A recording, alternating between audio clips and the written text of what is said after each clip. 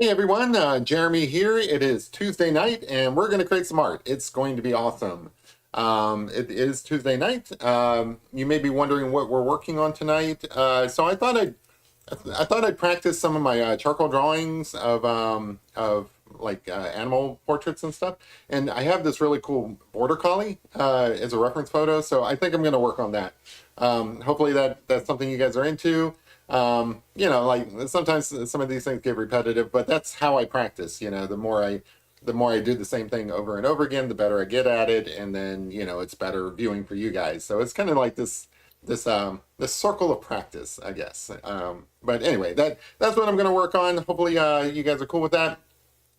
Feel free to hang out with me and chat. I do know that there's some other live streams going on tonight that some of the people in here watch. And if you want to dip out to go and watch that, that's totally fine. You're not going to offend me. I'm going to do my drawing regardless. Feel free to pop in now and then and check my progress. But otherwise, I'm just going to get to it. So let me switch views. There we go.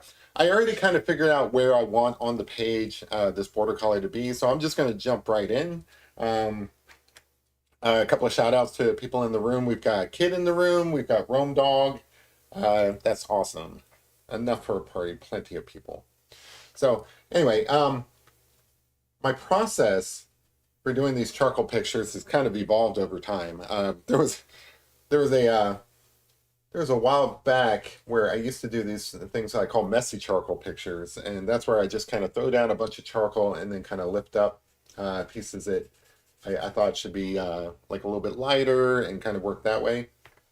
I like this new process. It's kind of like I might get tired of this and kind of change it up a little bit, but for now, I'm really digging this process. It's kind of like a three-parter. I always start with this blending stump, and I put in this like light layer of charcoal. Now in this case, we've got a Border Collie, and Border Collie's kind of, I don't know if you would consider this long hair.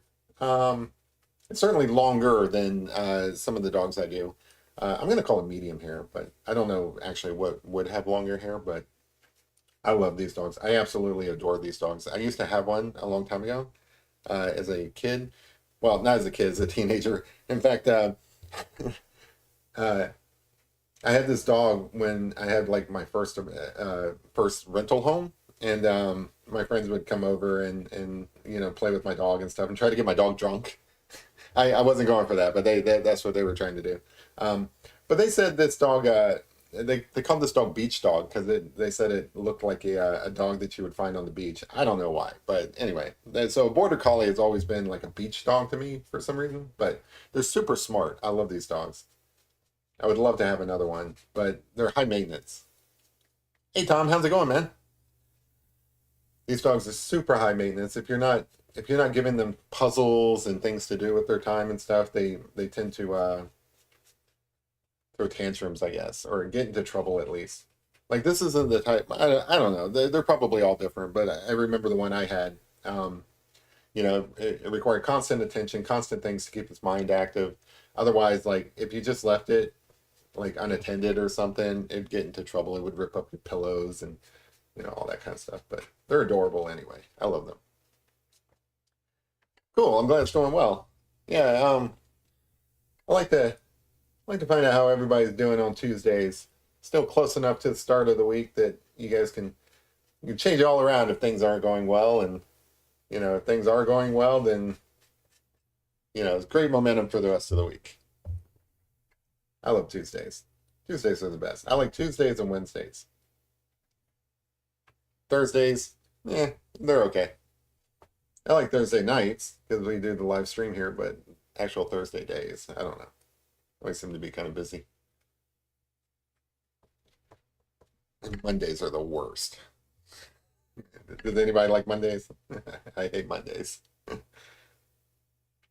Of the weekend, like weekend days, I really like Saturdays. I don't really like Sundays too much because it's like anxiety over Mondays coming up. Maybe I should switch that up. Maybe I should start doing drawings on Sundays just to break up my Sundays and make them better. I don't know. So at this point, we're just trying to get in some base fur to work with. We're we're not worried about details at this point. we're barely worried about form because we can still kind of switch things up if we want. We're just kind of getting some marks in that we can work with and develop this dog a little bit more. Out here towards the side, yeah, if you're the least bit familiar with Border Collies, their hair just kind of goes out all over the place. They remind me of other dogs. So my brother has an Australian Shepherd that kind of looks like a Border Collie. So there's a lot of dogs that kind of look this way, but these guys, these guys are the best. And of course, you know, collies in general, they just are like longer versions of these. These guys are like little medium-sized dogs, whereas collies are kind of like, I don't know, longer, longer noses. These guys are little scrappy guys. I think these guys were primarily, I don't know if they were like bred to be like herders, but they certainly work well at being herders. Like there's some video out there of these guys getting some I think sheep, getting some sheep into their pens and stuff, and they're like, I don't know, they're like a crack military team or something. They surround the sheep and then like crouch down and kind of crawl up and stuff and kind of move these guys perfectly into their pens. Like if you get a chance, look that video up or look up videos like that. They're amazing. I just love these guys. My understanding is I heard somebody train their dog, one of these dogs, to recognize over 1,000 like English words, like actual human words, and know the distinct difference between each word. My 15-year-old dog you drew last year is half Border Collie, but she has short hair. Oh, okay. All right. I bet you she's super smart too. Because my dog Guinness is like slightly Border Collie. Like, doesn't really look it, didn't inherit all of that. But my understanding is that his mom was like partial Border Collie. So he's like at least a little bit Border Collie. And I think that's where he gets all of his intelligence from. But yeah, they're super smart. Like I said, that one guy, I don't even remember where I heard that. I don't remember if I saw something on TV or I read an article or something, but he taught his dog 1,000 different words, and the dog knew the difference between all of them. It's crazy. Now, because my dog Guinness is only partly Border Collie, all he recognizes is every single word for food. He knows all the different. Yeah, yeah, he's sleeping good. Just saying the word food, he like perks up and stuff. But he knows exactly what pizza is, tacos, burgers. He knows all that stuff, and he knows the difference too. Like he will not come if I just offer him like a peanut butter and jelly sandwich. He could care less. If I give him peanut butter, he likes that. But if I made a sandwich out of it, he's like, I'm not really interested. But if you mention pizza, he'll come running. So I'm just kind of getting the fur in here, kind of figuring out where things are going to be. Up here at the top, it's kind of a little bit light, so I just kind of want to get like an edge in there. And again, everything looks really soft right now. I probably, if you looked at this and you've never seen any of my videos before and you don't really know what to expect, you're probably like, wow, that guy sucks. Yeah, there's an underdeveloped phase that these things go through. It perks up.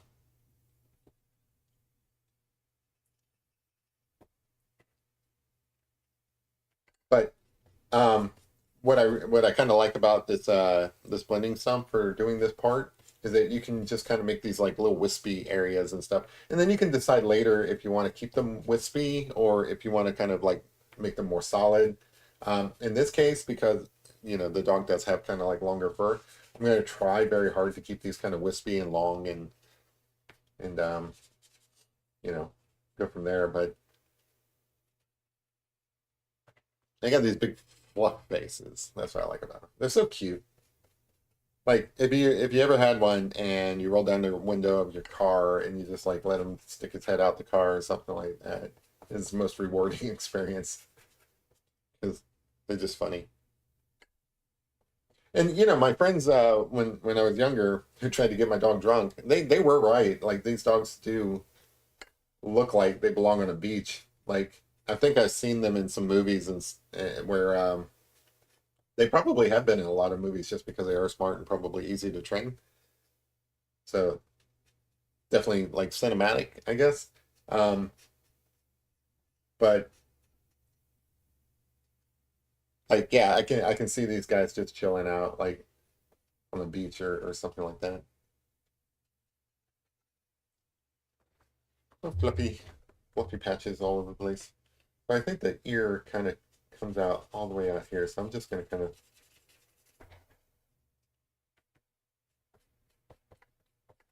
try to get through this pretty quick. I don't want to spend too much time on this stuff because, you know, some of this makes it into the final drawing, some of it doesn't. Because like there's at least two more parts to this. One is where I come back with like some uh, some wet charcoal with the brush and kind of blend things in, and then at least one other step where I come in and put in like details and stuff. So I don't know how much of this is actually going to survive those processes. Probably quite a bit because I want to keep the you know, fur looking stuff on the other side. Hey Larry, how's it going, man? No worries. There's another stream going on tonight. Treasure Warriors is doing their stream and stuff. So like, even if you needed to dip out and go and check in on that and stuff, that's totally fine. Um, I tell people like, you know, watch me when you can. If you can't, that's fine. You know, sometimes I can't even be here because clean Larry.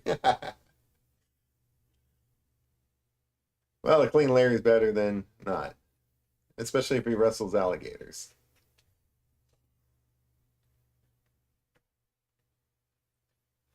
I think I mentioned before that I lived in Central Florida for a while, and there were alligators everywhere down there.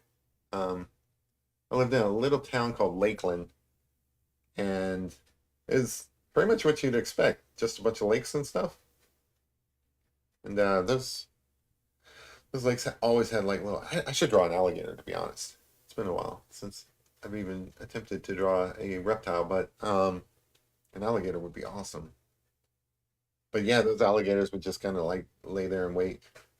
Sometimes you could see them, sometimes you couldn't. Like I would never go in that water. Like I'd see people out there boating, and they'd be out there like I don't know, like skiing and things like that. No way, I would not. I would never go boating in Central Florida. Like if you're going boating in Florida, you might as well go ocean boating, like the freshwater boating. You're gonna get eaten by an alligator. So just getting the basic form of the eye in there, not like a lot of detail yet. Um, but you know, like it's a nice little soft picture and stuff. You can kind of see where the dog is in this, and slowly kind of coming out of the page.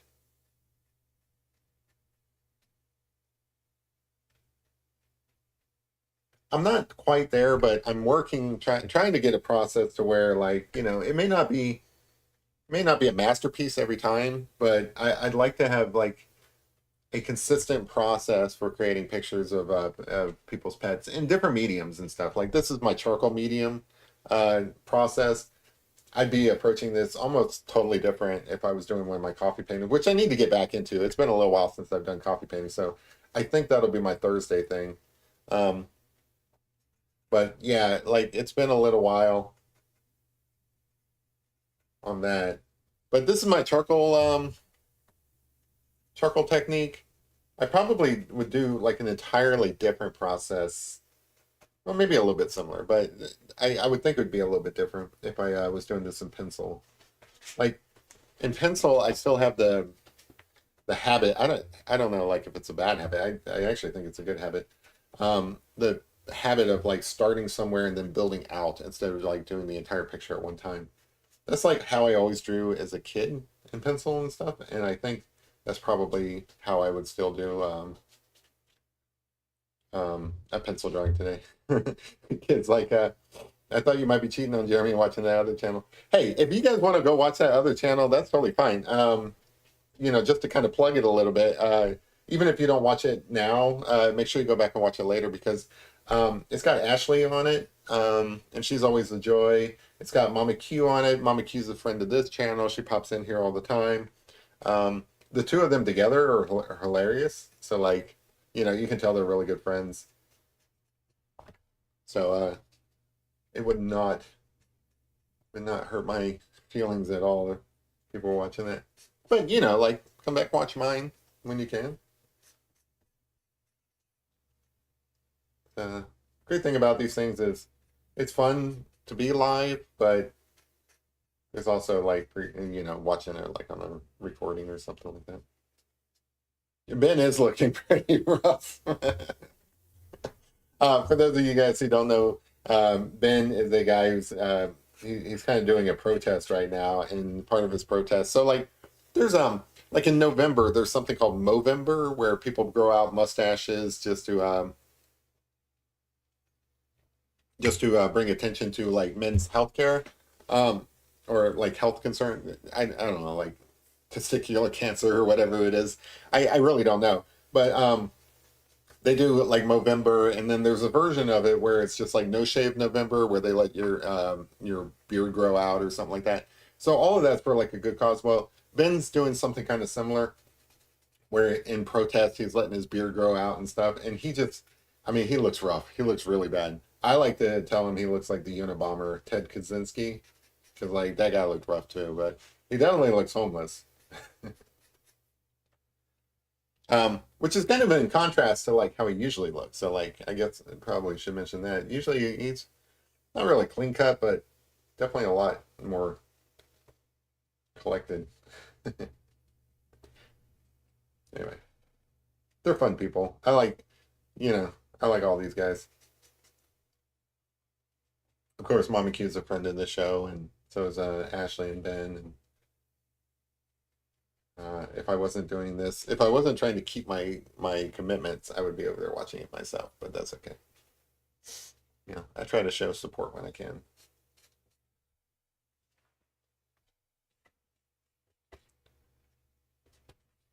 Right.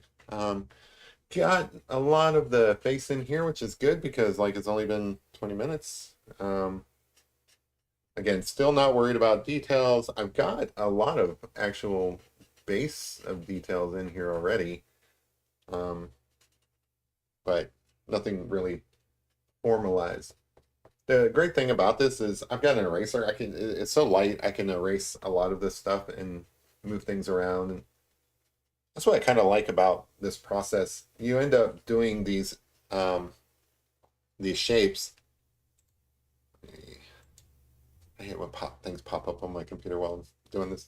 You end up with these like basic shapes and stuff, but you're not locked into these shapes, and you can kind of move them around. They're all like nice and soft. It is like molding clay, I think. I should give that a shot. You talking to me, punk? I don't know what like. You must be talking to me. I don't think that was Dirty Harry though. That was Robert De Niro in Taxi Driver. You talking to me, punk? Oh no, wait. Yeah, Clint Eastwood with the big gigantic gun, Dirty Harry. Oh, you're feeling lucky, punk. That's the line. It's not you talking to me. You mix these things up. All right, Robert De Niro says you talking to me, and then Clint Eastwood says you feeling lucky, punk. There you go. That's the quotes. Sorry, I had to think about it for a minute. I love watching movies. I should do like a movie trivia thing. Wonder how well I would do. As long as the movies are like kind of on the older side, not like recent, I'd probably do all right in like a movie quiz. Because I have seen a lot of movies. Like that's something that I can always get into. Like if I just want some downtime and need some entertainment and stuff. I love going to the movies. It's kind of sad that like I feel like people don't go to the movies as much as they used to. Like I feel like people have learned to entertain themselves at home, and movies nowadays is streaming or whatever, but I actually like going to the theater. Like that is a big thing for me. I've always loved it. I love it when it gets dark in the theater and like everybody's quiet and that surround sound system, the audio.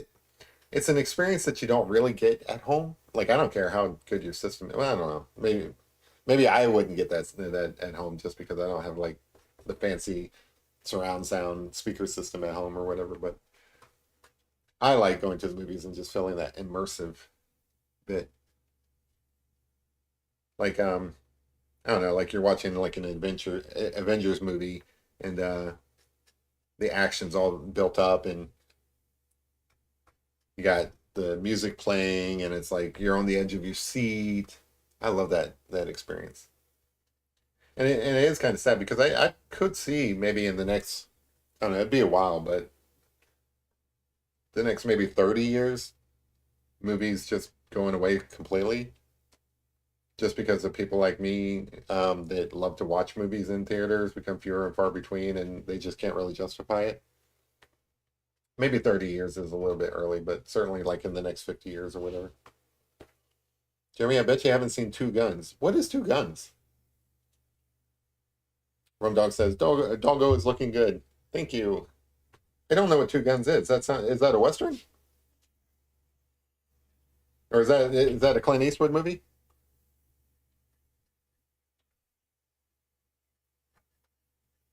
Sounds familiar. I bet you it's a Western.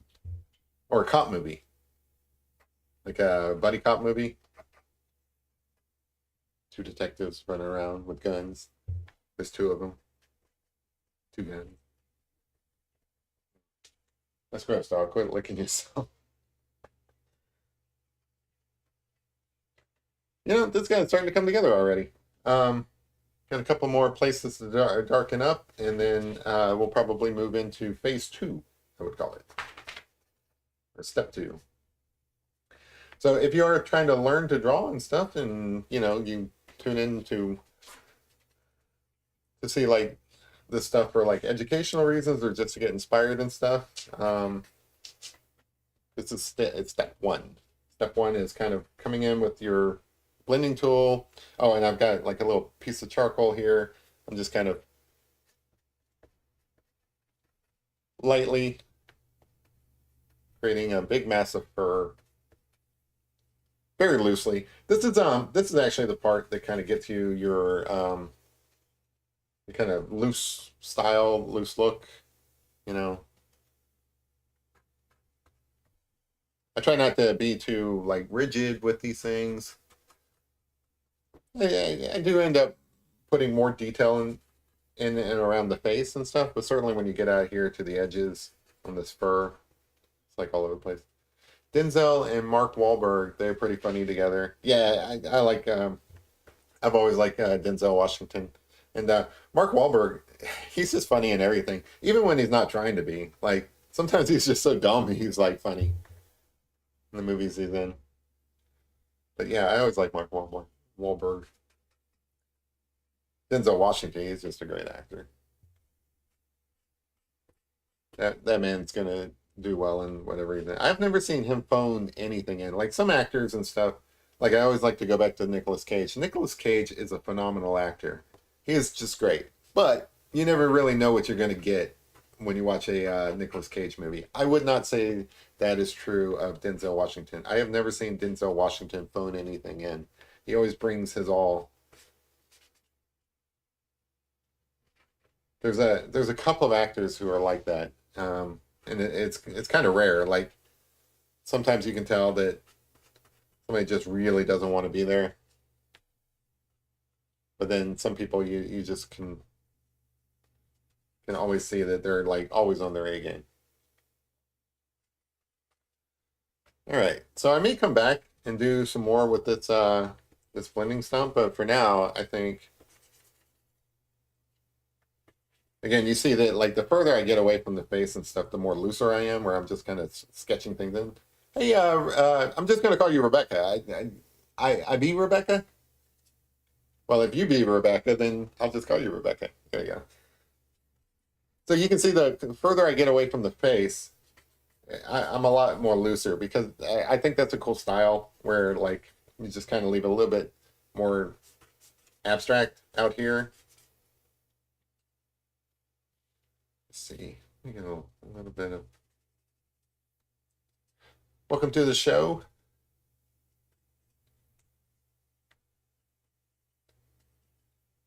Not a remake. Is it a cop movie? Is that what that is? 'Cause I feel like that's probably going to be a cop movie.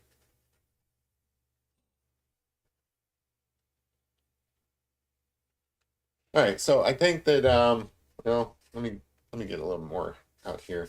I want to kind of define this side over here a little bit before I get into the wet charcoal phase.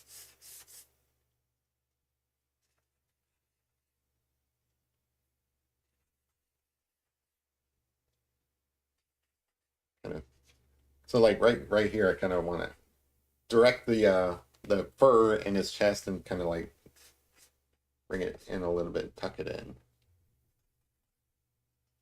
So again, this is just a blending stump. I'm just kind of using it as a pencil, like a real fat, soft pencil.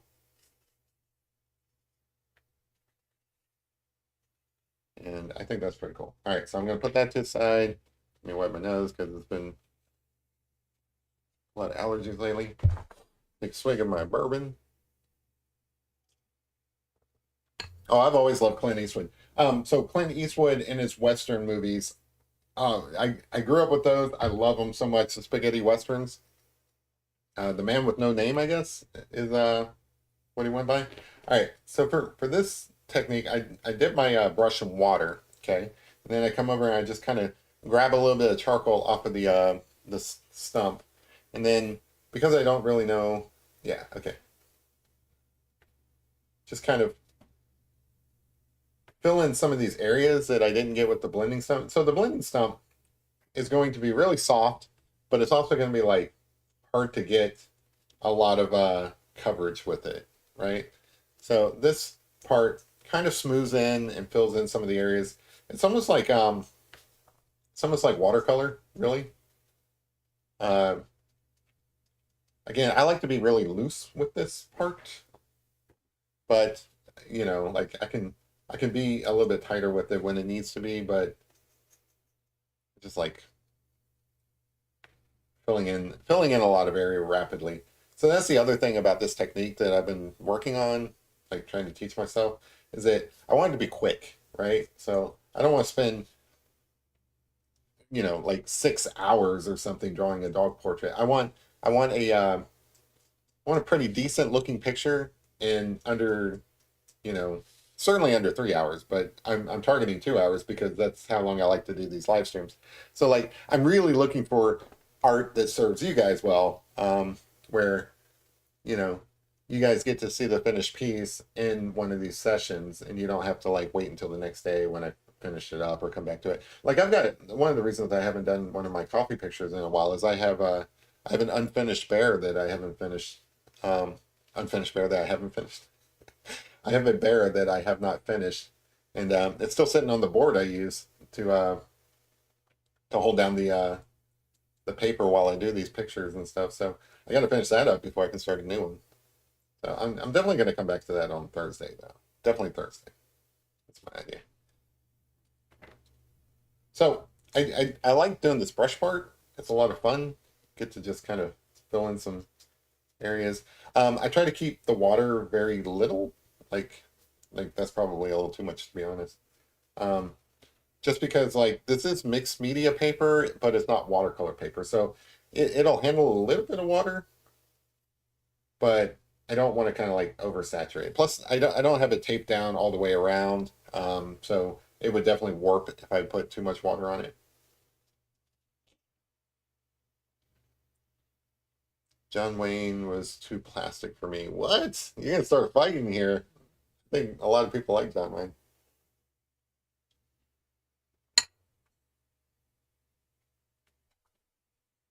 I hear what you're saying though. I haven't seen like a lot of John Wayne movies. He was before my time. Well, Clint Eastwood was before my time too, but um, I did grow up with those spaghetti westerns. I just love them so much.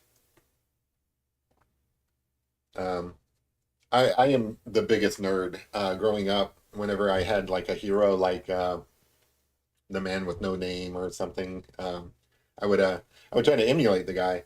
So I had a poncho, I had a little cowboy hat, I had all the things to look like Clint Eastwood growing up.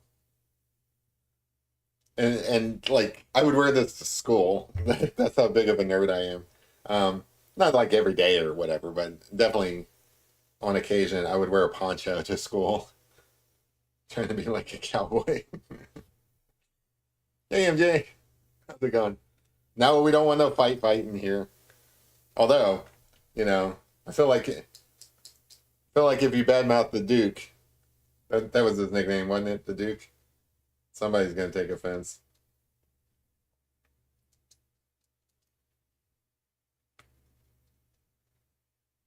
John Wayne. Some people like everybody knows who they are. That doesn't matter how long far back it was. I feel like if you asked a I don't know, like a kid or something, they would know who John Wayne is.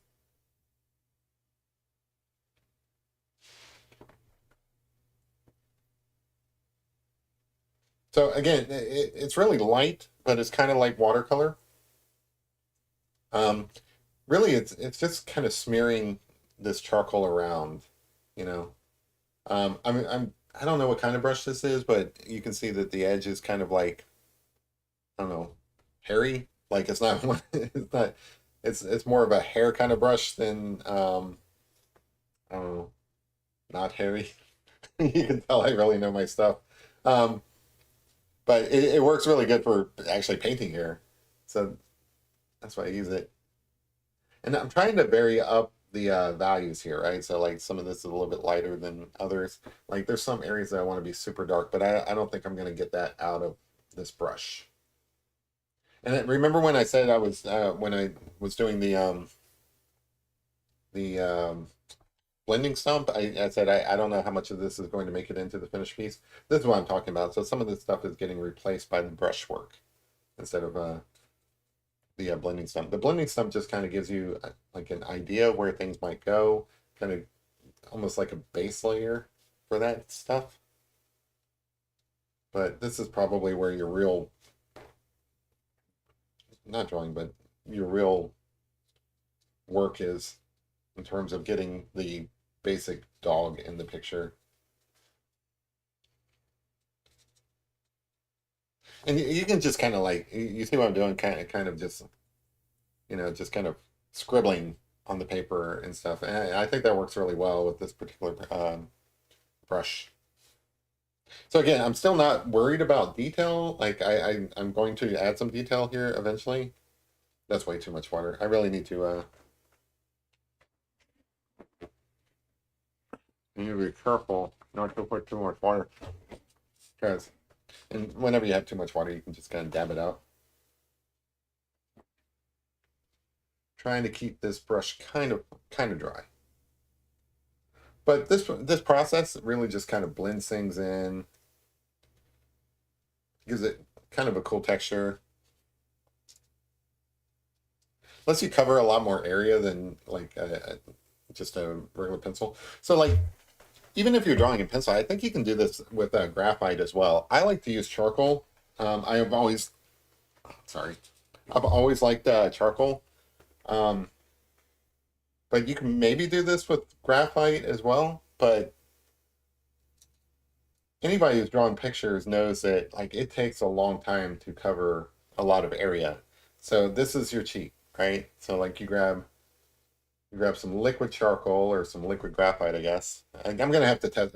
Don't quote me on the graphite. I haven't tested that, so I don't want to steer you astray. But definitely on the charcoal. You grab some liquid charcoal, and you can kind of cover a lot of this stuff pretty quickly and smoothly as well. So like it automatically blends it in for you.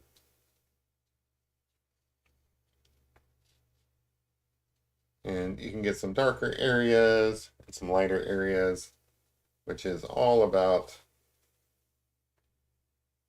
getting that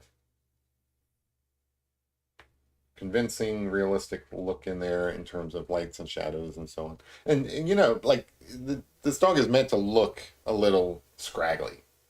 So that's intentional. That's not me just kind of like getting lost with the brush and stuff. I want this dog to look scraggly.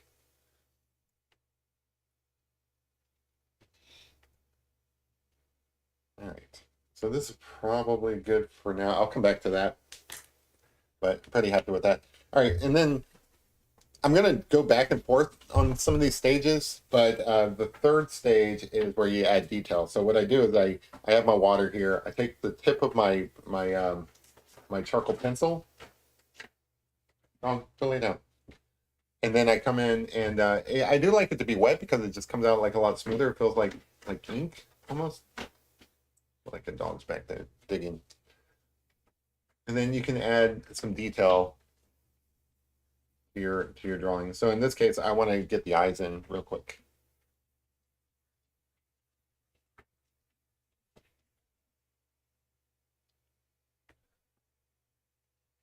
So, but I can only really do this because I did those earlier steps. So those earlier steps gave me the underlying things to work with in doing this eye. And now I'm just basically outlining it. So like if you ever do watercolor, like especially pen and ink watercolor, wait, not pen and ink, but just like ink wash, I think it's called. Um, where you go off and you do a watercolor piece and then you come back and highlight the details with ink. This is kind of similar. So that's kind of the process I'm going for. I spend a lot of time with the wet charcoal, getting it down there almost like watercolor, and then I can kind of come back and add detail over all of that as if I was doing like an ink outline or something with the watercolor picture. Wayne's voice was just fake for me. Don't get me wrong. You're telling me like Pilgrim it sounds fake?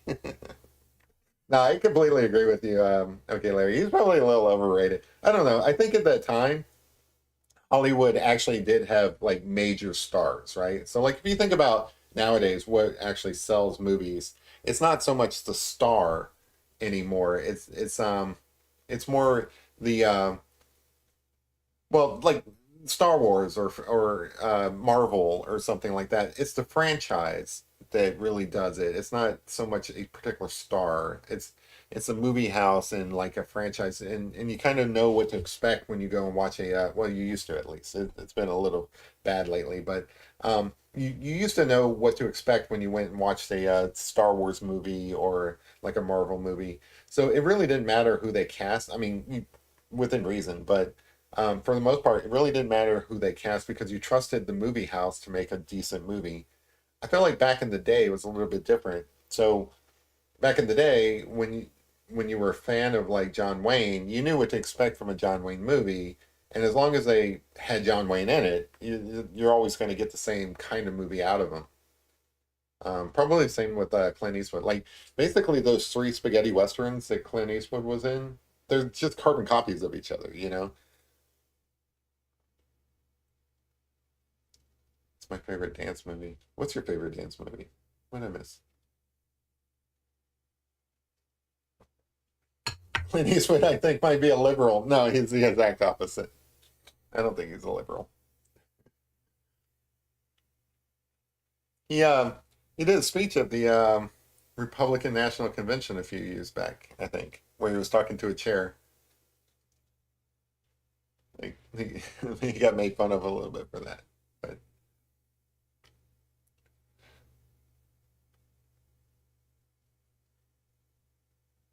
yeah, I don't really care which political way he goes. Like he's old enough that he can he can get away with. There's some people that really doesn't matter what their politics are. Like people still love them as actors.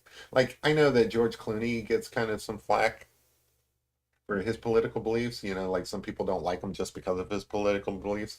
But I've actually met George Clooney in real life and stuff, and I'm just a huge fan. Like I always thought George Clooney was just a really cool guy. You know, like as a dude, there's there's other guys that you look up to as like role models in like in terms of like fashion and how they carry themselves and probably back in the day that was John Wayne, but for me that was always George Clooney because I lived in Maysville, Kentucky for a while, and that's where his family is from. So I actually got to meet his parents, Nick and Nina. I think that's his mom's name. I don't remember. His parents live in Augusta, Kentucky, actually, which is right next to where I was living. And when Rosemary Clooney, his aunt, passed away, he came to the funeral, and I got to see him there. Al Pacino was there. He came to like a music festival. He used to go to this particular restaurant whenever he was in town called Caproni's, and you know, not like idolizing or anything like that, but I always just thought he was a cool guy. So I know that some people don't like him because of his politics, but none of that bothers me. Like I don't care about people's politics. I feel like whatever their politics are, it's not good anyway. But anyway, I always liked George Clooney. You did meet a cowboy named Shane. I will never forget that conversation. Like a real cowboy, like an actual cowboy out west. You guys know Tyler. Tyler pops in every now and then. He's actually training to be a cowboy. He's working a ranch out in Wyoming. I think it's Wyoming. Maybe it's Montana.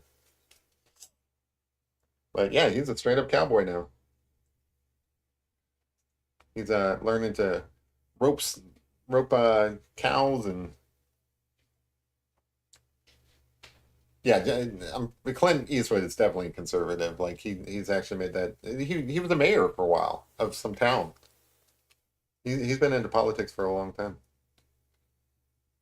I don't know when that was. I want to say that was back in the 80s or something.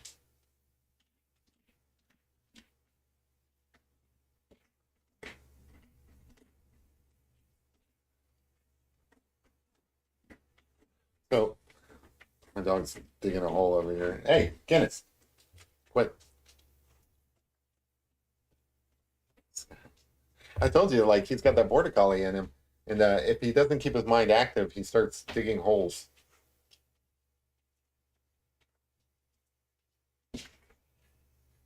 and then he just gets tired and wipes himself out. He's adorable. I love that dog. Anyway, this guy is supposed to look a little scrappy, and I think he's turning out pretty good.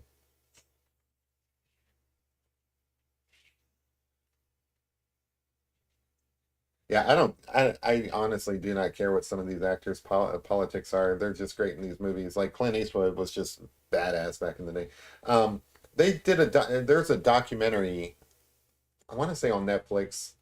It could be on Amazon Prime. I'm not really sure about that scene in The Good, the Bad, the Ugly, the standoff scene. You know, like the whole shoot it out at the end.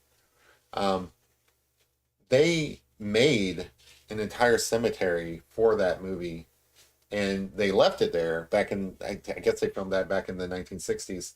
Um, they left it there, and it kind of like just kind of grew over the years, and then recent years, I want to say sometime in the early 2000s, they found it and they went and kind of restored it. They went and kind of like dug out all of the different graves and all the different tombstones and put them back up. I mean, it's pretty cool how they restored that. And I don't know. I'm just a huge fan of those movies.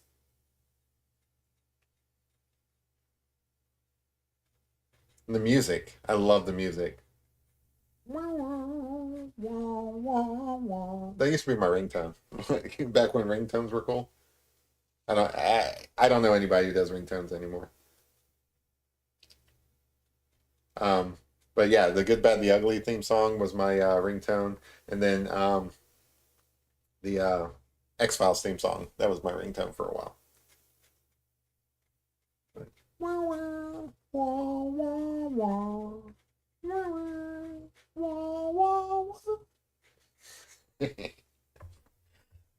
The style of those opening credits too, that was pretty cool. Oh, thanks, MJ. I appreciate it. You guys got to give this dog a name. I found this dog on Unsplash, so he doesn't have a name. It's not like I'm doing this as a commission for somebody. Uh, so this guy needs a name. I don't know if it's a dog or a girl dog. I'll let you guys decide.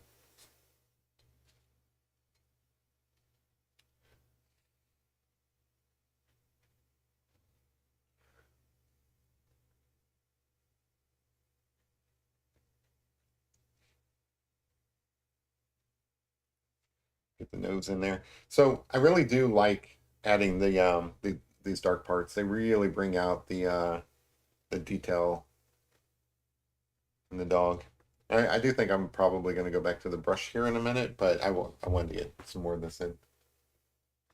Down here, it's like super dark. This technique is really good for adding like really dark, high contrast areas, which again, it's kind of like watercolor where you're coming back with ink and adding a line. So I think that's called um, wash, ink wash. I don't know what that's called, that technique. But anyway, it's like that. Kind of trying to accomplish the same thing.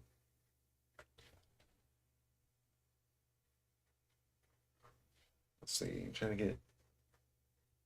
He's got he's got like teeth in here, but they're not really like a noticeable shape.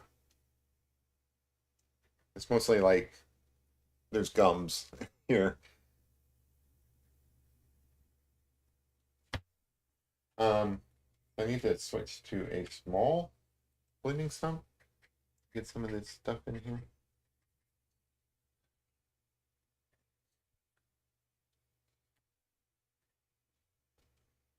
Angel Eyes, Tuco, and Blondie. There we go. That last scene where they're just kind of um like just in a gunfight against each other. That cemetery is called Sad Hill. If you remember the plot of that movie, there was supposed to be some gold buried in a grave at Sad Hill, and you know a lot of not all of the movie because that's a long movie, especially for the time. Um, but there was a lot made about that being a plot point where they had to go to Sad Hill and unearth that I think it was all like $1,000 in gold, which back then would have been like a ton of money, right? That would make you rich. That'd be like, I don't know, finding like $1 million in gold now or more. I have no idea. I don't know what conversion rates are for fictional treasure hoards. But so this is kind of neat. So just right underneath the nose, there's like some darker area. Make sure that you pay attention to the values that you see in your reference picture, or if you're drawing a picture of a dog from real life, because it's going to be a little bit darker under the nose. And that kind of stuff just adds to the realism of your picture. The more details like that you put in.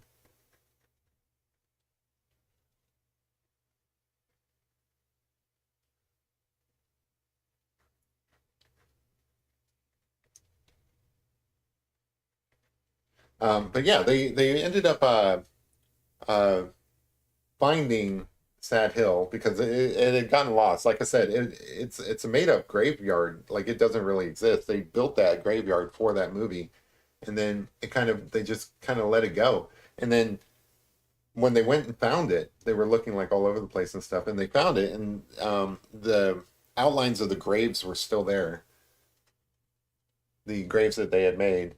And I just think that's kind of cool because like that movie was made back in the 1960s, I think late 60s maybe. For all of that to still be there after all these years. Now they had to dig it out. Um, they kind of had to like recover the graves. These are all fake graves. It's not like people were there. They had to recover the graves and put up new because the markers those were all made out of wood, so they had to put all those back up. And there were thousands of them. Like for that movie, they made like thousands of graves. So that's a lot of work, you know. Geppetto is intently watching. Yeah, Geppetto is my apprentice, right? So like Geppetto is trying to learn how to draw, and he's very focused on learning how to draw. So he's watching my every single move. He's like, I can draw that. I can draw that dog. That's nothing. You think that's a dog? I'll show you a dog. So wait until like Geppetto's actually supposed to be making a self-portrait soon. So he's been learning, he's been taking notes. He watches every one of my streams. He watches every one of my streams. He gives them a like, thumbs up, because he's a role model. I'm not saying that you guys should do that. I'm just saying that Geppetto does. You want to be like Geppetto, right? And make sure you watch my streams, give him a like, give him a thumbs up.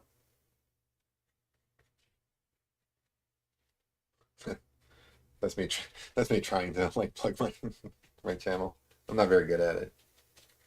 I'm better at drawing than I am at marketing. I like this the side of his face. It's looking pretty good.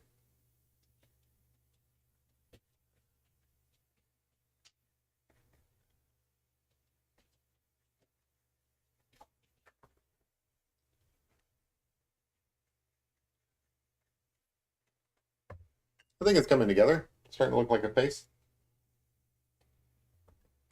I'd be rich if I was buried next to Archie Stanton. Yeah. Ah, see, man, you remember everything about that movie. That's great. Yeah, it was. So I don't think it's spoilers to like talk about some pieces of that movie and stuff. That movie's been out forever. If you wanted to ever see that movie, you should have seen it by now. But yeah, there was a little twist at the end where each of them had like a piece to it, right? So like one of them knew what cemetery it was at. The other one knew which grave, so they kind of had to work together. It's like one of those classic kind of movies where people were partnered together that wouldn't naturally be partnered. So uh, the good, which was Angel Eyes, and the bad, Tuco, were kind of no, he wasn't the bad. He was the ugly. Sorry. They were kind of forced into like an unlikely partnership, which was really cool. Like as far as story goes, and they were kind of like almost like friends, at least respectful of each other towards the end of the movie. And it was actually really good. They don't make movies like that anymore. They really don't, where they take the time to actually tell a real story. But yeah, so that was kind of cool. But anyway, I think Tuco had the name of the cemetery, and Angel Eyes had the name of the grave, right? So there was a twist at the end where the grave was actually not the right grave; it was a different grave, and it was actually the grave next to that grave that he told everybody it was. So at the end, he won out because he's the only one who really knew where the gold actually was.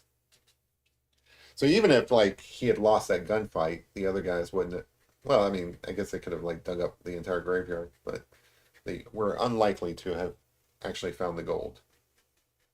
It's just like a good finding a gold story.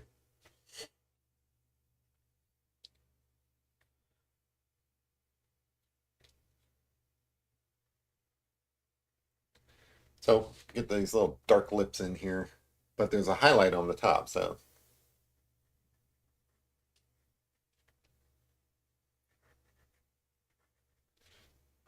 already we got like a pretty realistic looking face here, which is good. And then, the rest of it is kind of like fur from there.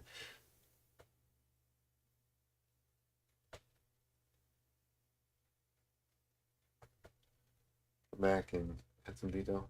I do like working this way where you're working on the entire picture at one time. So like I'm constantly evaluating as I'm going about it. So like I was just working down here, so you would think I would continue working down there. But now I notice up here that this eye wasn't fully developed. So got to pop back up there and work on that a little bit. Bring some of these features down into the nose area. Again, you start with that very, very like light, kind of just muddled mess of the blending stump where you're just basically getting some basic shapes in there, and then you start refining it and you start getting these details in. And I think it makes for a really realistic picture of a dog, like I've done a bunch of different dog portraits, and they all kind of come out differently, but this technique seems to work really well for them. I think the last one I did was Huli's dog. She was pretty happy with it, and came to her in person, and she seemed to be pretty happy with it.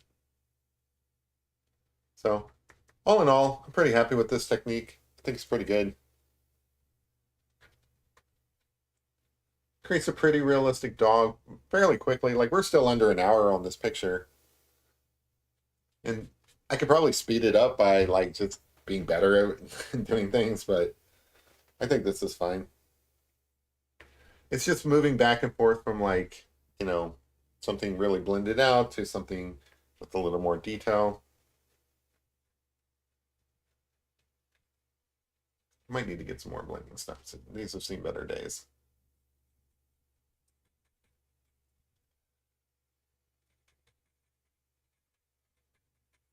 She uses these to kind of like scribble in some hair.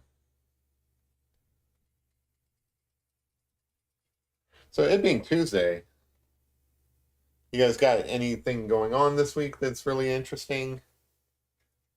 Usually I save these type of things for weekends, but I actually went to a pretty cool little concert yesterday at the library. Like at the most people don't go to libraries anymore, but I do. I really enjoy going to the library because around here they have like a bunch of different events. I went to a dulcimer concert. Um, so it was like old Appalachian music played on a dulcimer, and I didn't even know this, but apparently a dulcimer is the Kentucky state instrument or something like that, which is strange because like we're literally the bluegrass. So I would have thought that it would have been like a banjo or something like that, but no, it's actually a dulcimer. And a dulcimer is almost like it looks kind of like a violin, but you pluck it like a guitar. And it's usually laid out flat instead of like you holding it. It's laid out flat and you kind of play it. I think it's got four strings. It may have six strings, or maybe there's versions that have like four and six and so on. Um, but it's actually a really cool instrument. And if you've never heard one, you should probably like, well, you shouldn't probably. I mean, if you want to, you should look up like a dulcimer here on YouTube and listen to it for a while because it's a really interesting instrument. I like it a lot. But yeah, it totally surprised me that that's the Kentucky State instrument because I would have thought it was a banjo or something like that. But no, it's a dulcimer. They're really cool though. So Kid is doing a 5K this weekend. Wow, man, more. I almost drank from this. You guys saw that, right? Um, wow, more power to you. I don't think I could do that. I'd like being like I try to be in shape and stuff. I go for walks basically daily just to get out of the house and get my steps in or whatever. But I don't know if I could do a 5K run. Thanks, Larry. I appreciate that. I do love these dogs. They're just so fun. Like the expression on this dog's face is just so fun. Like you could see that this dog is enjoying life.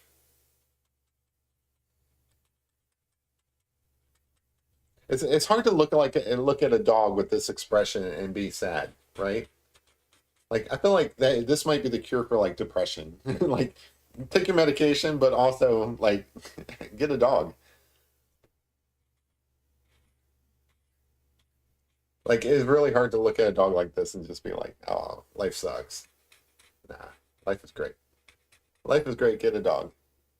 Put that on a t-shirt. Well, life is great after you get a dog. Like life might suck for a little while before you get a dog, but once you get a dog, it's all better.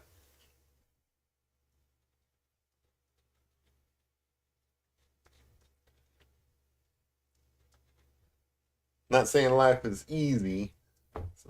It's hard sometimes, Like there's some challenges out there. But you get a dog like this, you don't even have to get a dog like this. Just watch dog videos.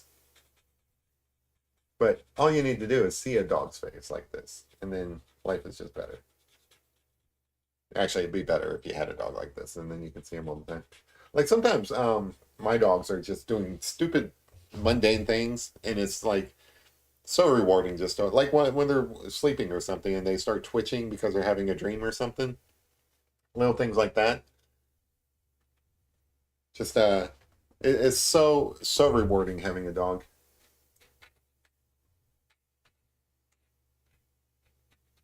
And in my case, I have two. I never thought I would have two. I was always a one dog kind of person. I'm not really sure what the decision making was there to where I got to, but now I'm glad I do because they're kind of inseparable.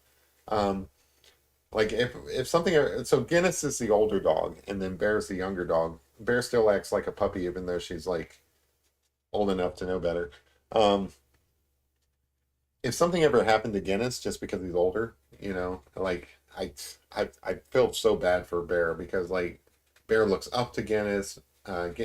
So Bear is taller than Guinness, but um, Guinness is like the protector in Bear's eyes. Bear stands behind Guinness, defers to Guinness. Like Guinness is definitely the older brother who is the protector in that little dynamic. It's such a weird situation, but I guess it's because like Guinness was around before we got Bear. Two dogs are better than one. I just think that they need companionship. So like maybe you don't need two dogs, but you also need to take your dog out and get them acquainted with other people otherwise. Because like I do think that they need other dogs around them. I think like Guinness thought he was a cat before we got another dog. Like he acted like a cat because we had a bunch of cats at the time, and he would like he still climbs up on the back of the couch and like lays on the back of the couch and stuff. He's a smaller dog, so he can do it, but it's 100% because he thinks he's a cat. And I feel like that's because we had a bunch of cats, and then we got a dog, and after we got a dog, like another dog besides him, then he started like acting more like a dog would. Um, like he started barking right. I know it kind of sounds weird, but he's a boy dog. So until we got him around other boy dogs, he never really realized that you're supposed to lift his leg. Like he would squat and pee like a girl dog. And then after we had a boy dog around him, and he started watching the other boy dog lift his leg to go to the bathroom, he started doing that himself, which I think is hilarious. But he didn't know how to be a boy dog at first. I mean, he really didn't know how to be a dog. He thought he was a cat. He acted like a cat, and it took some conditioning and being around like dogs to act like a dog, and then it really took some being around like a boy dog to act like a boy dog. Rome says, "I need to go dog looking. There's probably a bunch of displaced from the fire." Absolutely, yeah. I mean, just go to a local shelter and stuff. They'll hook you up. Um, you know, I think it probably depends. Around here, it costs a little bit of money to get a dog. I mean, it's not like a free dog or whatever, but they they come with their shots and all of that stuff. They come with like a microchip. So like when you get a rescue dog, it's not. I mean, I think I paid like $60 for a rescue dog, which depending on your circumstance, may not be a lot or it may be too much. But it's worth it regardless because they have all their shots. They're neutered. These are all good things that like if you just got a puppy from your neighbor or something because their dog had puppies or whatever, you still have to take them to the vet. You still have to get them all their shots. You still have to get them, prepared to be in the world. And you get all that stuff for not free, but you get all that stuff included whenever you adopt a pet. So I'm a huge fan of um, like adopted dogs. I'm a huge fan of I'm not really into like purebred dogs. I get it. I really do. And people who breed dogs or otherwise care about that kind of stuff. It's totally fine if you want to get like a purebred dog, but I'm okay with mutts. And I'd rather have a mutt that's like a rescue dog than like a, I don't know, like a six. I don't even know what dogs cost that are purebred. Let's say $1,000, right? I'd rather have a a mutt that I picked up at a rescue shelter for under $100 than a $1,000 purebred dog. You know, and my understanding is purebred dogs usually have medical conditions that mutts just don't have. It seems to be the case that every purebred that I know of, they don't live as long, and they always have these kind of like medical conditions and stuff like that. It's the same with horses. You know, horses basically are always at the vet. I feel like it's that way with purebred dogs as well. But I don't know. My limited knowledge, I really don't know. You know, get whatever dog makes you happy. That's the whole point. You know, you're getting a companion that's supposed to make you happy. So whatever does it for you. For me, it doesn't take much. Like I'd rather have like a dumb dog, a dumb mutt dog, than I would some prize winning purebred dog. Unless it's this dog. This dog's looking really cute. I would love to have this dog. Did we come up with a name? I'm sorry. Maybe somebody mentioned the name in here. If not, you guys got to come up with a name. To be honest, I didn't want another best friend after Dottie. Then Oksana, Oksana maybe, brought Zeus home. She spoiled him. Then came Bandit. Now Bandit had me at his velveteen. Yeah, I feel the same way. So like I had a dog pass away a few years back. I want to say like around 2011. It's been a while. Um, um, but that dog passed away, and I was really reluctant to get another dog. And for the longest time, when I got Guinness, which is the dog I got after, because the dog that passed away was literally my best friend. She would go with me everywhere. It was one of those things where like if I get in the car, she's in the car with me, and we just do everything together, like literally everything. Um, so it was very hard, like getting over. I wouldn't even say I ever got over, but it was very hard letting her go. Um, and I didn't really want another dog. So when Guinness came about, it was like, okay, I'll get another dog and stuff just to get another dog, make other people in the house happy. But for me, it was like I was a little. I felt like I didn't treat Guinness as nicely as I should have. Like I was a little disappointed with him. He wasn't the same as the previous dog, and it took me a while to realize that no, he's his own dog. He's got a lot to offer. I love Guinness now. Guinness is adorable, but back then I was like, I don't know. I thought he was like broken or something, but it turns out that I really think he was just like autistic. He's so smart um, that he's just different than other dogs. I really think that I don't know if dogs have autism, but I would definitely say that Guinness probably has that if so, because he's different than other dogs. He's got like he's got special needs essentially. He's just so smart though. He's really super smart. And the biggest need that he's got is that you have to keep him occupied. Like you have to make these little puzzles for him, or else he goes nuts. Like if you give him like little things to do, like little puzzles to solve, he handles that really well. And he doesn't handle not having things to do very well. Like he can't sit still. He's always moving. He's just a really weird dog. Yeah, this dog probably. Oh well, Rebecca called him Louis or Louis. I like that. Yeah, Louis the dog. That's really good. I'm gonna go with that. I think that's a great name. I like the dog name the dogs that I'm drawing. So if I'm drawing somebody's dog, obviously they already have a name. But if I'm just drawing like a dog just to practice or something, which is what I'm doing now, this is just a dog from Unsplash. Um, I I like to give them names so that I can refer to them as like a particular by a particular name. It's just easier for me. Makes it more personal. So Louis it is. That's actually a great name. I'm a fan of Anne Rice's novels, and Louis brings to mind one of her characters, Vampire, Vampire Louis. I think he's looking pretty cool. So, like, the detail is in the face. As you start moving away from the face, you can get like a lot more abstract with it.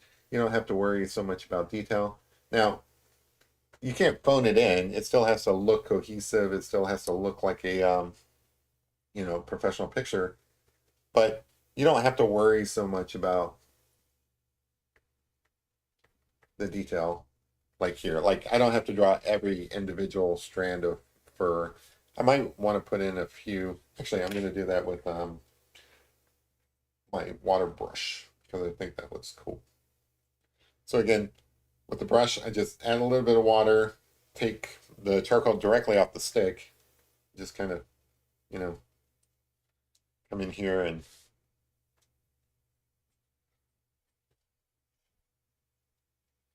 again, it's like watercolor, so treat it like watercolor. For me, that means just kind of scribbling with the brush. I don't know. I'm not very good with watercolor. I'm still learning. Um, but scribbling with the brush seems to be fun. Like I didn't even say it looks good or anything like that, but it is fun. Like a little piece of lint in there.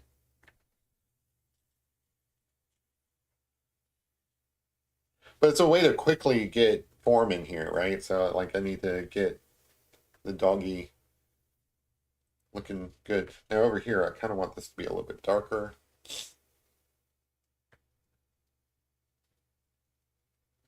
But as you can see, I'm not spending a lot of time on getting this perfect or anything like that. I'm just basically my nose is so itchy today. Like these allergies are killing me. I'm allergic to everything.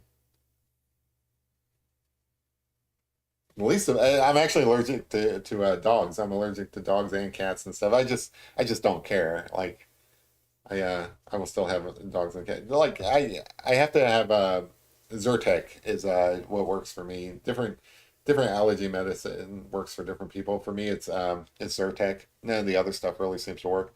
So I have to take Zyrtec like every day, but it's worth it. I'd rather do that than not have my my animals. And I feel like I built up a little bit of a tolerance over the years.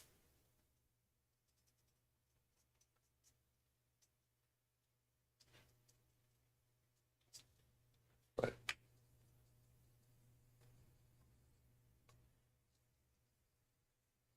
these dogs are so fluffy, so you can get like really kind of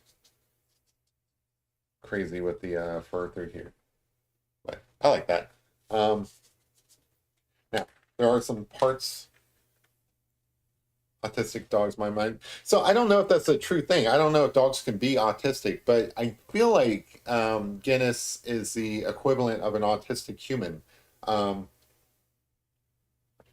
where they have trouble in some areas, and then they're super smart in other areas. So like for example, I don't know if Rain Man's a perfect example, but that's probably one of the more famous examples. Rayman is super smart. He can like count cards and stuff in Vegas and stuff, but he has like social issues. I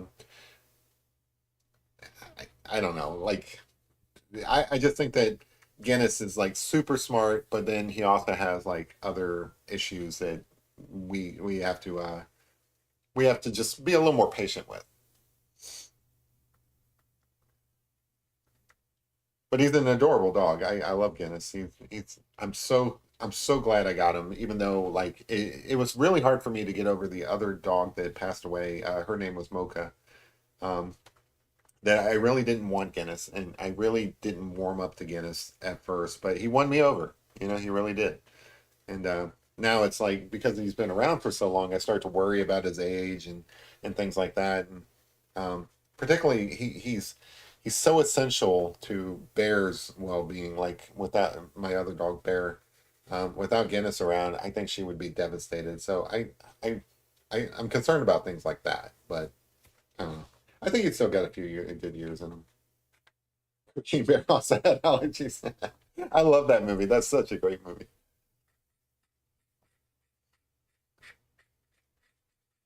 such a good movie. I love, like, I knew that that movie was going to be awesome before it even came out. Like, because here in Kentucky, obviously that's where Cocaine Bear is. Like, the real Cocaine Bear is taxidermied in here in Kentucky. So I was following that story, and I'm like, this movie is going to be so great. And then it was, and like everybody, it took everybody else by surprise, but I knew it was going to be good. It's one of those movies where it's like so ridiculous. Like Sharknado is so ridiculous.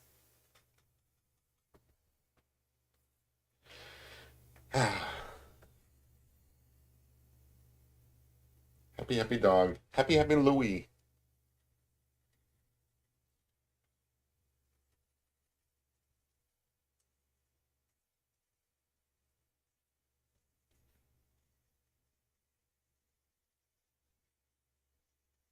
So again, I like to get kind of like loose as you get further away from the face. So like, you know, scribble, scribble lines is entirely appropriate. Here in a few minutes, I'll add like a couple of other signature details. Like we're only like an hour and 16 minutes into this, by the way. So that kind of like lets you know how quickly this technique works. So now that I feel comfortable with where everything is, this is the part where I start adding things, just kind of like just to create some style. So I'll kind of scribble in like these little errant hairs. So like up here in the so just like scribble art. I love scribble art, by the way. Like you guys may have seen some of my other pictures where I just kind of like let the pencil go. And this is something I probably wouldn't have been comfortable doing like originally when I first started drawing and stuff. But like, I don't know. I feel like you can't really screw this up. Like you just let the pencil dance on the page. I know that sounds weird and it sounds like really like pretentious and cliche and dumb and all that stuff, but it really is like just let the pencil just kind of have some fun, just kind of move around because these dogs, their hair literally is flying all over the place, right? So like just let the pencil do that.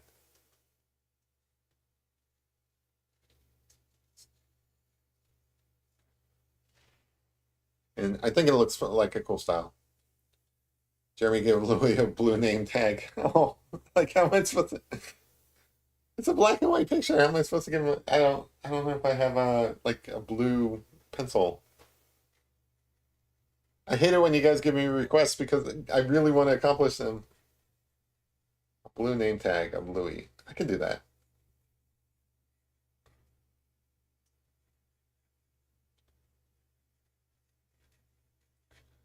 All right, so we get a little bit of stylistic scribbles in here, which I think it looks cool. I don't know. You guys might think that that looks a little rough. I like to put in like, you know, almost like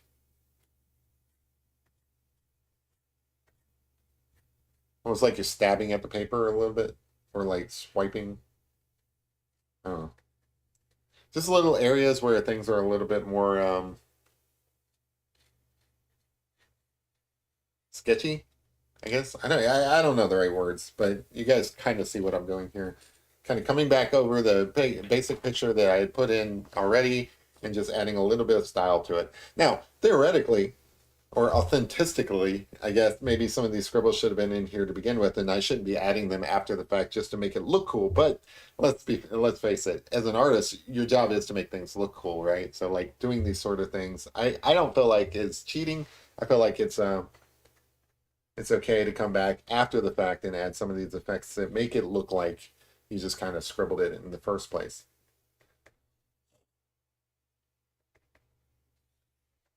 I think it's cool. We're trying to make you do stuff on the fly. All right, so let's see. Give me one moment. Got some colored pencils. Find a nice blue one. I got some blue colored pencils in here. We put these over here to the side.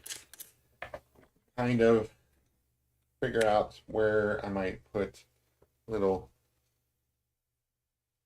erase some area here. So to do a like a tag, I need to, like an actual collar. So let me kind of figure out where it might be a collar. Get like a little, almost like a little bow tie tag here. And then kind of have a little bit of a collar poking through.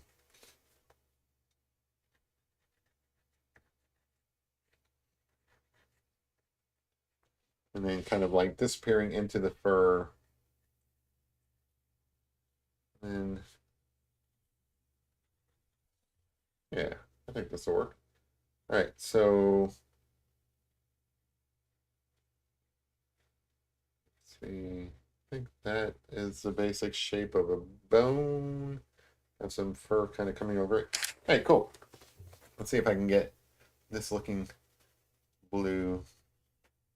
I'm gonna start with, hopefully this doesn't get too much black in it and kind of like look weird. I think I'm,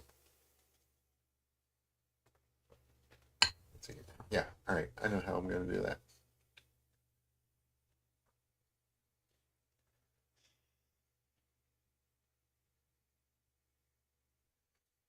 I love these requests. You guys keep me on my toes, right?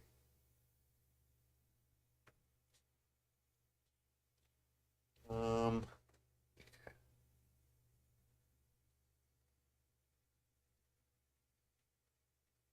so at this point, I'm just kind of like coloring in what I think is a basic bone looking shape for a dog tag.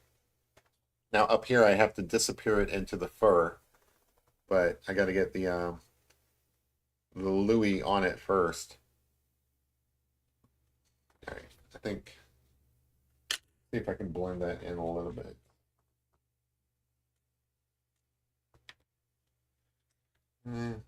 Use this end of it. I don't want to use the charcoal end of this. There you go. All right. Okay. See if I can get the word Louis on here. This is a white gel pen. So I don't know if this is going to work, but I think. How do you spell Louis? I guess I should probably spell it right. Okay, Louis.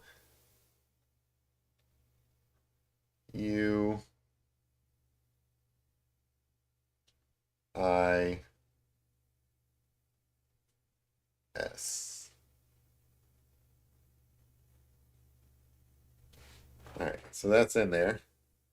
Let's see if I can bring it out a little bit. Let's see. Dark would be on that side, so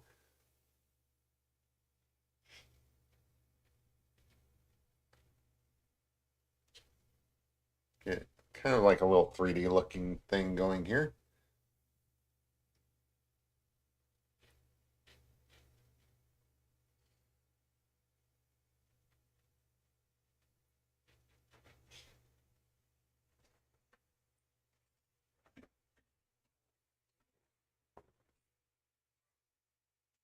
Now it's kind of hard to see on camera, but this is starting to look like a little bit of a Louis. All right, we get some of this fur in here. I like, yeah, I like that he has a name. This is for you, Rebecca. A cool little name going here.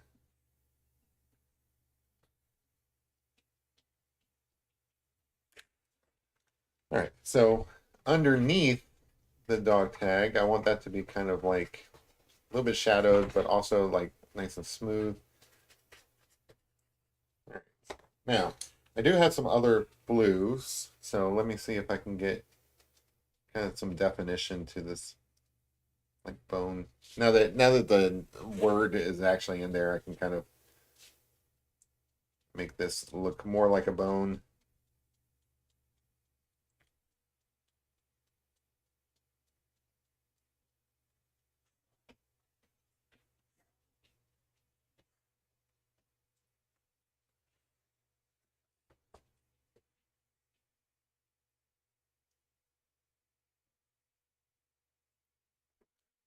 So the top part is kind of a little difficult because it's really just like the parts that are hiding in between different pieces of hair. So I need to, it's not like a straight line. Like this is a nice straight edge, right? This is it's a more rough. Oh, Rebecca likes the tag. Cool.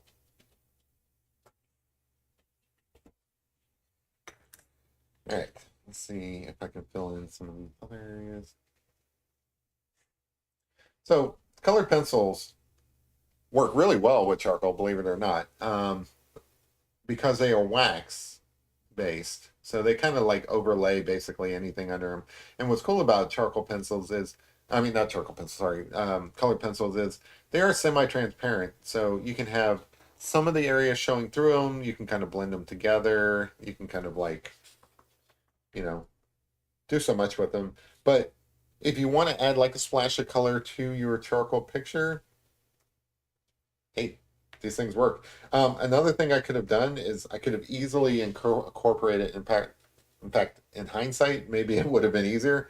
I could have done this in watercolor as well. Since I'm already doing like the washed out charcoal, it would have made sense.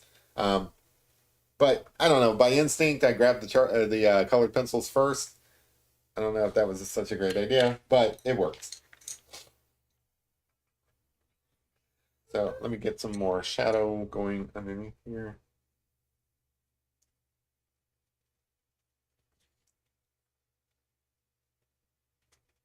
All right. So as far as the collar,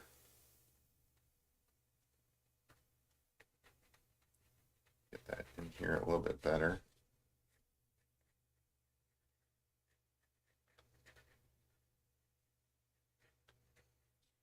Same deal. Parts of it is showing through, and then parts of it is tucked away underneath fur.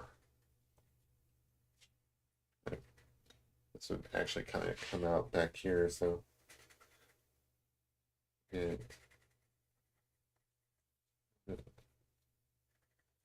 Yeah, I think that's fine. Just a little, responding to a challenge. I think it works.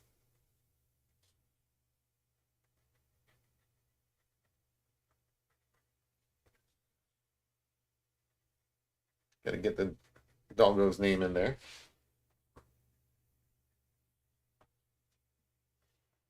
Larry says, Louis looks amazing.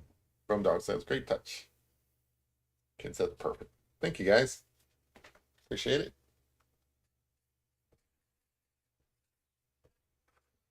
See if I can get a little bit more white in here now that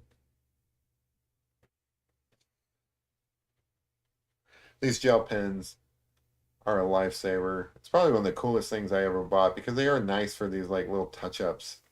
Doesn't work perfectly over this colored pencil because again the colored pencil is wax, so it's kind of hard to overlay it with something. But short of like getting out some paint and actually painting these things, these little gel pens really save the day. So anyway, got a little tag for Louis there. I don't know, like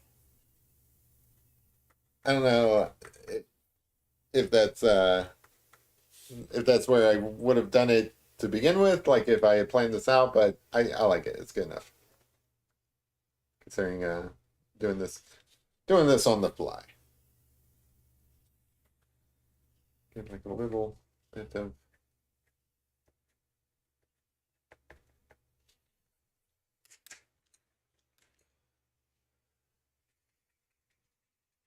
so because that's creating like a little edge there, gotta get a little bit of shadow in here.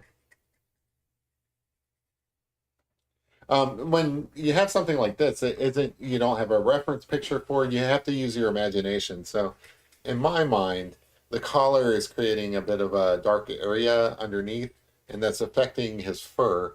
So it's going to tuck his fur in, and then also create some shadow. But you don't want it to be like just kind of pouring shadow. You also have to get these little hair marks in there. I think I'm going to move on to Hey, puppy. Hey, you come to see people? That's Bear, by the way, for those of you who are new to this show. Bear is the really super sensitive one, the one that is afraid of everything, the one that, you know, like the neighbor's car comes into the drive and she runs up the stairs and hides because she's afraid.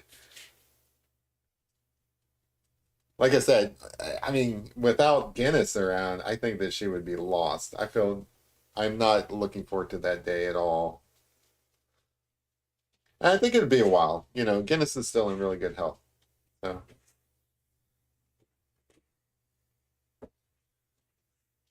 yeah, she's super sweet. She's the sweetest dog I've ever met. Wouldn't hurt a fly.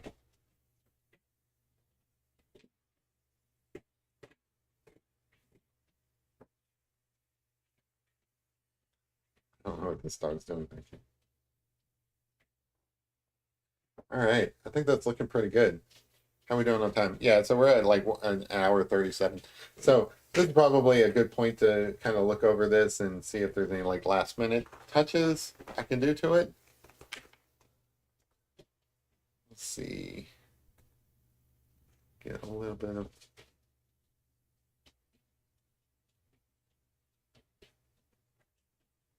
Yeah, I think that tag went in there pretty good. Yeah, yeah, it's almost like I'm good at this. Thanks, guys, for the suggestion. I like it. Louis looks best with his name on his thing. I like it. Okay, so last minute things that I can do before we wrap this up. So around here, I think I can kind of find that a little bit better. Let's see, get like a little. I think this looks good. You know, I kind of want to make his eyes blue now to kind of like work with the tag. Put like a little bit in there.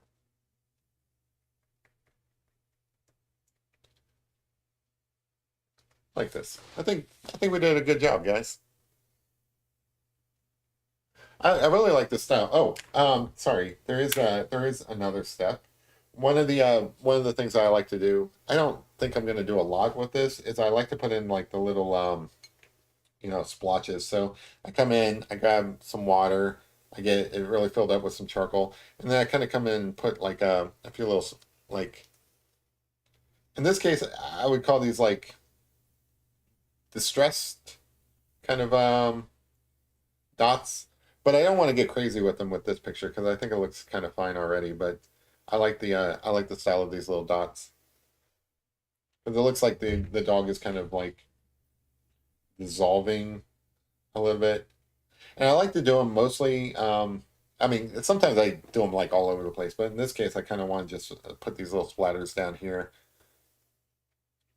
The blue Louis pops. Yeah, thanks. I like that. Yeah, I think that was a great suggestion. I think it really does pop. But like whenever you do have like a monotone picture, where everything's like black and white, if you add a little splash of color, that always helps. That was a great suggestion. Thanks, kid. You make everything better. So I'm gonna have to sign this Jeremy and kid because it was kid's suggestion.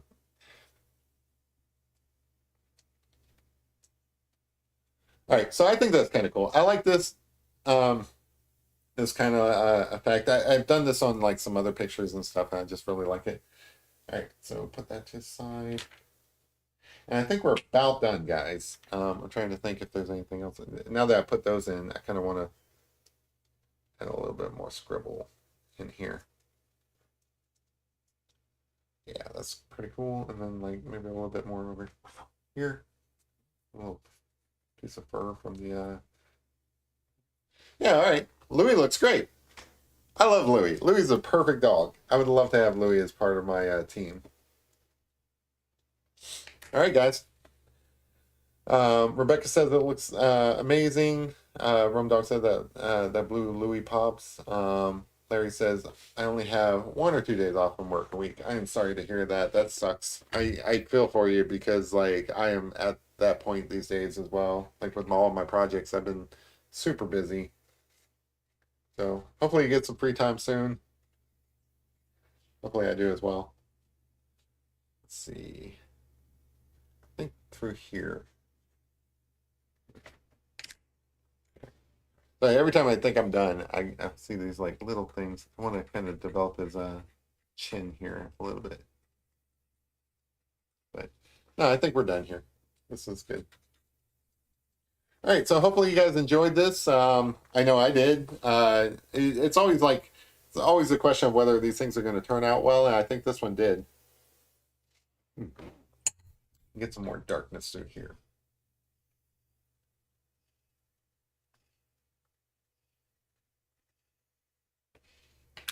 Blend that in a little bit. But hopefully you guys enjoyed this. I will be back on Thursday, and I think just because it's been a minute since I've done any uh, coffee paintings, I do think that I'm gonna do another coffee painting. The last coffee painting I did was that bear, and I feel like that was like a week ago. Yeah, is it? What did I say? A week ago? I meant a month ago. It's been a month since that coffee picture. Yeah. So on Thursday, I am definitely going to do a coffee picture. I don't know why I said a week. Always misspeak. Yeah, I like that. And I'm glad I added a little bit of shadow here. That really brings out his mouth. All right, cool. I think we're done. I appreciate you guys hanging out with me while we draw the portrait of Louis, the Border Collie dog. I encourage you guys to look up Border Collies and just learn more about them because I really like them. They're special dogs. I think my next dog will probably be a Border Collie just because they're awesome. So let me go back to this. Anyway, appreciate you guys hanging out with me on a Tuesday night. I know that there's some other streams going on and stuff, and I appreciate that. I know you have a lot of choices and what to watch, and I appreciate you guys choosing this dog. I appreciate you guys hanging out with me on a Tuesday night. Relax, dog, please. All right, so I will see you guys Thursday. Appreciate it. See you guys then. Bye.